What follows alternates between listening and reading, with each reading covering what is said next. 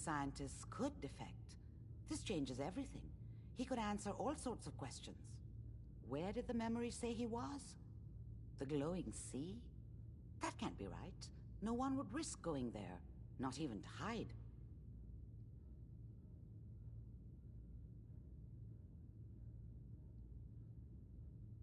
Why? What makes the glowing sea so dangerous? The name says it all. Radiation. So much that nothing there could possibly live. Nothing pleasant. Navigating radioactive hazards is nothing new. But the glowing sea can kill a man in seconds. That's why it doesn't make sense. Virgil fleeing into that hell.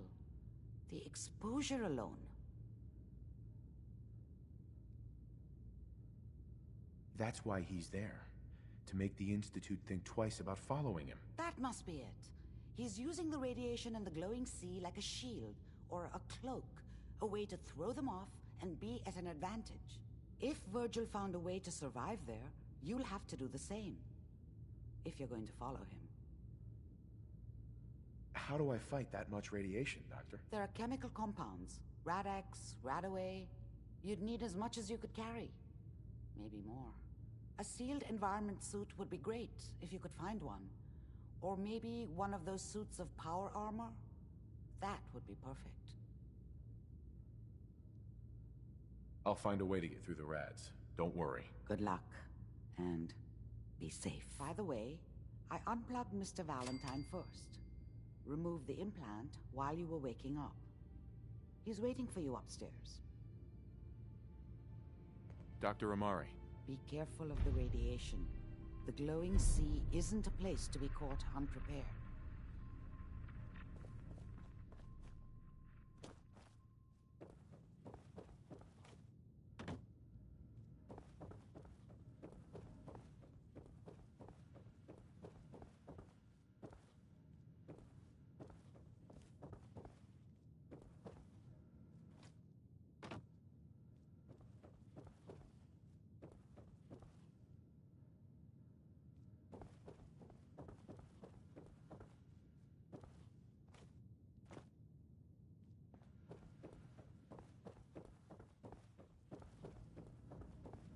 Oh, enjoying yourself in Good Neighbor? It's a heck of a town, ain't it? Irma. You like the decor? My business partner hates it. Says she's not the fun type.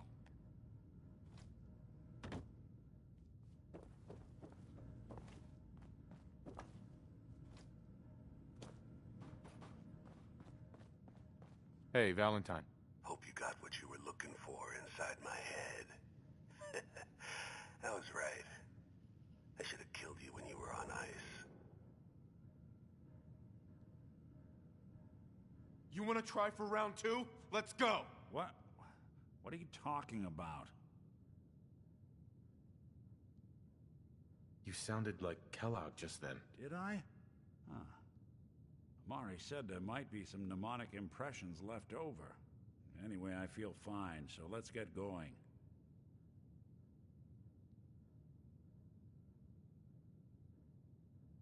We have to head into the glowing sea. Any advice? I'm a synth, so radiation isn't much of an issue for me, but an old suit of power armor might just be the guardian angel you're looking for.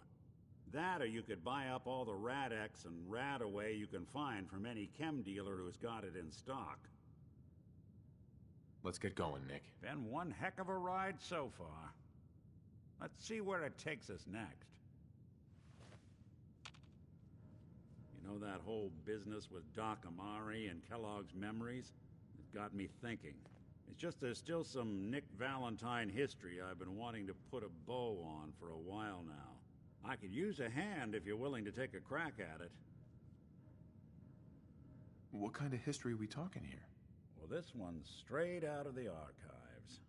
Once upon a time, in the land of Boston, there lived a king of organized crime, Eddie Winter. He was a bad man who did a lot of bad things, hurt a lot of innocent people. But he knew the end was coming, so he sealed himself inside a personal shelter, located underneath a sub-shop he used as a headquarters.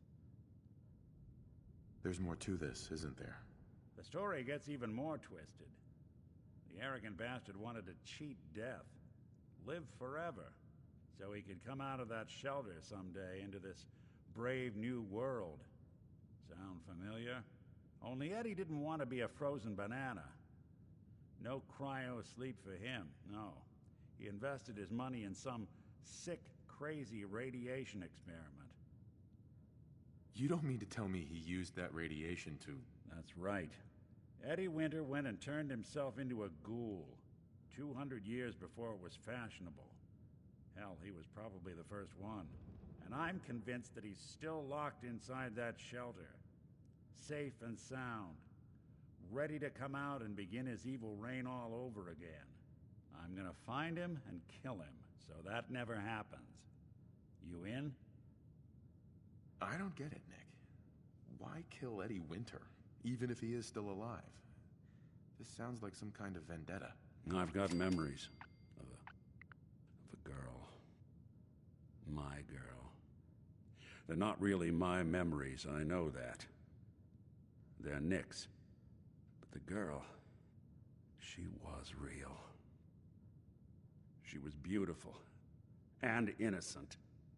So, knowing that, are you in? All right, Nick. Let's get the bad guy. You're a good man.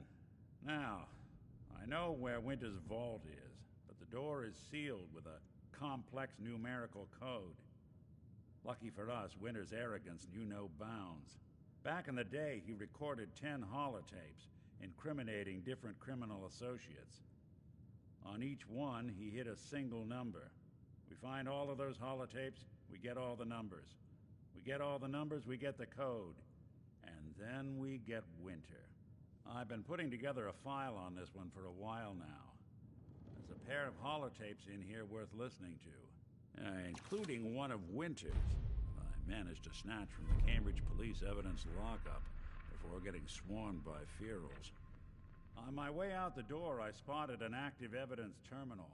I'll bet my hat that terminal is the key to finding the rest of the tapes. Probably worth revisiting any police departments you may have stumbled across in your travels as well.